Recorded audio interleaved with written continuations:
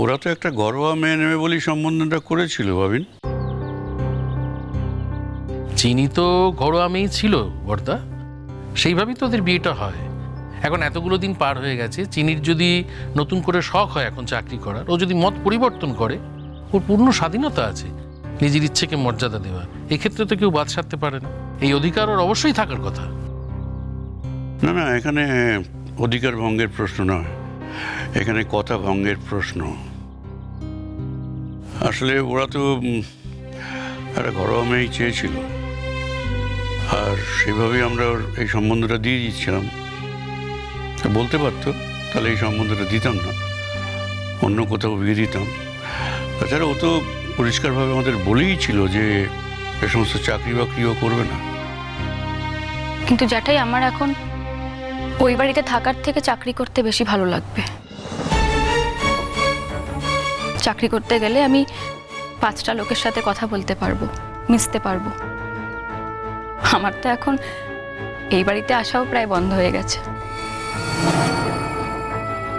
আর ওই বাড়িতে অদ্ভুত একটা দম বন্ধ করা পরিস্থিতি, সেখানে আমি কি করে থাকবো বলো তো? সেটাই তোমার প্রশ্ন, দমবন্ধটা হলো কেন? আসলে কি হয়েছে, সমস্যাটা কি সেটা আগে দেখ। সমস্যাটাকে সারাই কর, সমস্যাটা মেরামত কর। কি ঘটেছে তা তো আমরা শুনেছি। ওর শাশুড়ি ওকে ডাক্তার দেখাতে বলেছিল, ও ডাক্তার দেখিয়েছে, ডাক্তারের রিপোর্টের একটা কপিও দিয়ে দিয়েছে। কিন্তু চিনি, তোমারই বা এত মেজাজ কিসের? এত রাগ, এত মাথা গরম কেন? আচ্ছা ধরো এবারের কোনো বউরা, কোনো মেয়ে যদি এরকমটা করতো, আমরা কি সহ্য করতাম? তুমি নিজে কি করতে বলো? দেখ চিনি, শ্বশুর বাড়িতে যখন গেছিস তখন তো একটু মানিয়ে নিতেই হবে বল। তুই এতদিন মেয়ের মতো ছিলি, আরে বাবা সেটা তো তোর ভাগ্য। আমরাই তো কত সময় বলা বলি করেছি যে তোকে কত দেখভাল করে ওনারা রাখেন, কত ভালো মনের মানুষ ওনারা। আর এখন তারাই তোর সম্পর্কে বিরক্ত, তুই তাদের সম্পর্কে বিরক্ত। পরিষ্কার বোঝা যাচ্ছে চিনি, একটা মানে বাচ্চা হওয়ার মতো ইস্যু নিয়ে এটা তো হওয়ার কথা না, মানে সামান্য একটা ব্যাপার নিয়ে। বৌদি ভাই, আমার তো আর কোনো ইস্যু জানা নেই, মানে আমার শুধু এটাই জানা আছে, ওদের খুব আক্ষেপ জানো তো, যে আমার সমসাময়িক যাদের বিয়ে হয়েছে তাদের সবার বাচ্চা হয়েছে, কিন্তু আমার এখনো বাচ্চা হয়নি। আর ওরা ভেবেই নিয়েছে যে হয়তো আমার জন্যই, আমার কোনো দোষেই বাচ্চাটা হচ্ছে না। যদিও সেটার প্রমাণস্বরূপ আমি আমার যে রিপোর্টটা ছিল সেটা আমি মামুনির হাতে তুলে দিই। তাতে আমি ভুলটা কি করেছি বলতে পারবে কেউ? না, আমার ধারণা বিষয়টা বিজ্ঞানসম্মতভাবে দেখতে হবে তো, বল। এক্স্যাক্টলি, ডাক্তার তোকে একা দেখালেই হবে না, রূপাঞ্জনকেও দেখাতে হবে। সেই কথাটা বলেছিলাম বলেই তো আমার ওপরে প্রথম রিয়াকশন হয়, পরে অবশ্য মেনেছে, কিন্তু বলেছে যে প্রথমে ডক্টরটা আমাকেই দেখাতে হবে। কেন বলো তো? রূপাঞ্জনকে শুধু বলেছে যে রূপাঞ্জনের যখন সময় হবে রূপাঞ্জন দেখাবে, কিন্তু না, প্রথম ডক্টরটা আমাকেই দেখাতে হবে। আর জানো তো পটকা, ওরা না ধরেই নিয়েছিল যে আমারই হয়তো কোনো দোষ। সে যাই হোক, আমি তো প্রমাণ করেই দিয়েছি যে আমার মধ্যে কোনো দোষ নেই যার জন্য বাচ্চা হচ্ছে না। এখন রূপাঞ্জন ফিরে আসুক, রূপাঞ্জন ডক্টর দেখাক, এবার তাদের ছেলে তারা জানে যে তাদের ছেলে ডক্টর দেখাবে কি দেখাবে না, আমি এসব জানি না। আচ্ছা এইভাবে কথা বলছিস কেন চিনি? দেখ তোরা যদি বাচ্চা চাস তাহলে তো বিষয়টাকে মানে এই বিষয়টা নিয়ে তো মীমাংসা করতে হবে নাকি? হয়তো এরকম অনেকেই, দুজনের মধ্যে অনেক সময় অনেক রকম প্রবলেম ধরা পড়ে, তাতে কি হয়েছে? ডাক্তারের সঙ্গে পরামর্শ করলে, ডাক্তারের চিকিৎসা করালে ঠিক হয়ে যায় তো বাবা। মানে এটা তো কোনো মেজর ব্যাপার নয় যে এটা নিয়ে কেন এত জল ঘোলা হচ্ছে আমি বুঝতে পারছি না। বৌদি ভাই, সেখান থেকেই তো নানান রকমের কথা উঠে এলো যে আমরা সবসময় বাপের বাড়িতে পড়ে থাকি, তোমরা নাকি ওদের ছেলেকে পর করে দিচ্ছ, তোমরা নাকি আমাদের মাথায় হাত বোলাও, আমাদেরকে প্যাম্পার করো, আর তোমরা নাকি আমাকে শিক্ষা দীক্ষাই দাওনি। এবার এই সমস্ত কথার কি মানে সেটা আমার জানা নেই, কিন্তু সম্পর্কটা একরকম ছিল, এখন একরকমের কথা উঠছে। সেখানে আমি কি করে এতটা স্বাভাবিক থাকি বলো তো? আমি তো সেটাই বুঝতে পারছি না এই কথাগুলো উঠে আসছে কেন। তো অবাকও লাগছে, ছোটর মুখ থেকে শুনলাম। এবার আপনারা গেছেন, আপনাদের সঙ্গে আন্তরিক ব্যবহারটুকুও করেনি। ভারী অদ্ভুত।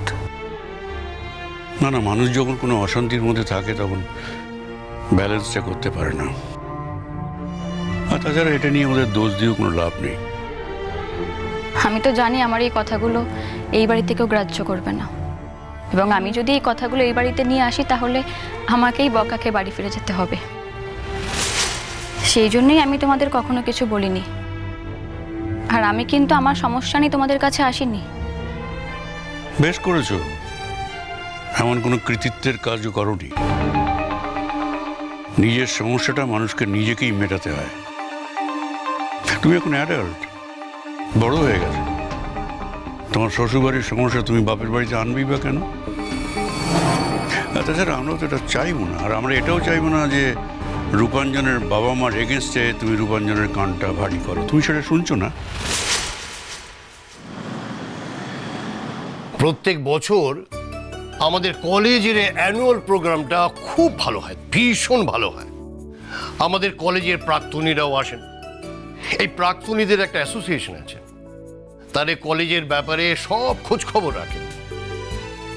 একটা কমিটি তৈরি হয়, সেই কমিটিতে অর্জুন আর এই বাকিরাও থাকে। তুমি তো নতুন জয়েন করেছো, তাই তোমাকে আমি সবকিছু জানালাম। তুমি ওদের সাথে কথা বলে যা যা হচ্ছে সেগুলো করার চেষ্টা করো। দেখো, সবার সঙ্গে সহযোগিতা করি, কাজটা করবি, কেমন? স্যার, আমাকে তো কেউ কিছু বলেনি যে কি কি হচ্ছে। স্যার, ওর তো কোনো আলাদা চেম্বার নেই, নাহলে কাউকে পাঠিয়ে দিতাম ওকে বলে আসার জন্য।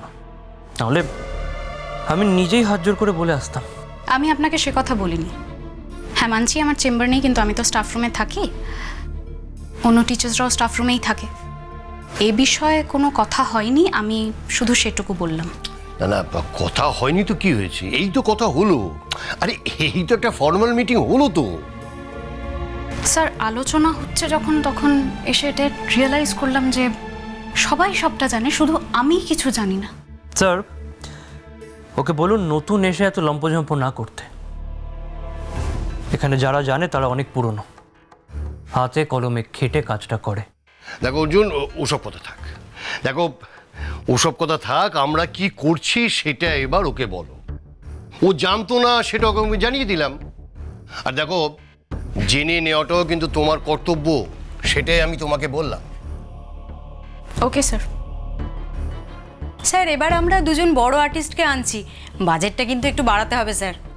হ্যাঁ স্যার, একটা ব্যালে ট্রুপকেও আনবো, আরেকজন সিঙ্গার, খুব নাম করা একজন সিঙ্গার। তবে কে হবে সেটা এখনো ঠিক করিনি, সেটা নিয়ে ডিসকাশন চলছে। দেখা যাক কাকে আনা যায়। আর কি কি প্রোগ্রাম আছে বলো, বলো আর কি কি করতে চাও? স্যার, একটা ডিবেট হতে পারে, যেটা প্রত্যেক বছর আমাদের খুব অ্যাট্রাকটিভ অনুষ্ঠান হয়, টিচার স্টুডেন্ট ডিবেট। সেখানে তো স্যার আপনি ছাড়া আর কেউ প্রাইজ পাবে না। হ্যাঁ, ধরে নাও আমি নিজে প্রাইজ পাওয়ার জন্যই ব্যবস্থাটা করছি। আমি তো একবারও বলিনি যে আমি ছাড়া অন্য কেউ প্রাইজ পাবে না। তোমরা চেষ্টা করলে তোমরাও পাবে। স্যার, আমার একটা প্রস্তাব ছিল। স্যার, আমাদের এগুলো ফিক্সড হয়ে গেছে, এখন তো আর নতুন কোনো প্রস্তাব গৃহীত হবে না। মিটিংয়ে যখন ডেকেছেন না স্যার, তখন তো কথা বলতে দিতেই হবে। আমার মনে হয় এটা একটা গণতান্ত্রিক পদ্ধতি, আর কথা বলার অধিকারই যদি না থাকে তাহলে আমার মনে হয় এই মিটিংয়ে আমার থাকার কোনো প্রয়োজন নেই। আমি তো একজন এক্সিকিউটর নই যে আমি এখানে আসবো, একজন আমায় বলে দেবে যে আমায় কি করতে হবে আর আমি সেটা করবো, তারপর এখান থেকে চলে যাব। না না, তুমি তো এবছর প্রথম এসেছো, তা প্রথম বছরটা না হয় তেমনটাই করলে। সরি, আমার মতামত যেখানে নেই, মানে আমার মতামত প্রকাশ করার অধিকার যেখানে নেই, সেখানে আমি একজন শুধু এক্সিকিউটর হয়ে থাকতে পারবো না। আচ্ছা ঠিক আছে, বলো না, বলো তোমার কি মতামত, বলো। স্যার ব্যালে ট্রুপ ভাড়া করে আমরা আনতেই পারি, তাতে ব্যাপারটা অনেক বেশি গ্ল্যামারাস হবে, কিন্তু আমার মনে হয় আমরা স্টুডেন্টদের কেন কাজে লাগাই না স্যার? মানে আমরা তো স্টুডেন্টদেরও ইউটিলাইজ করতে পারি। আমার মনে হয় কলেজে এমন অনেক ট্যালেন্ট চাইলেই আমরা খুঁজে বের করতে পারবো, রাইট? আমরা স্টুডেন্টদের দিয়েও তো একটা প্রোগ্রাম করাতে পারি।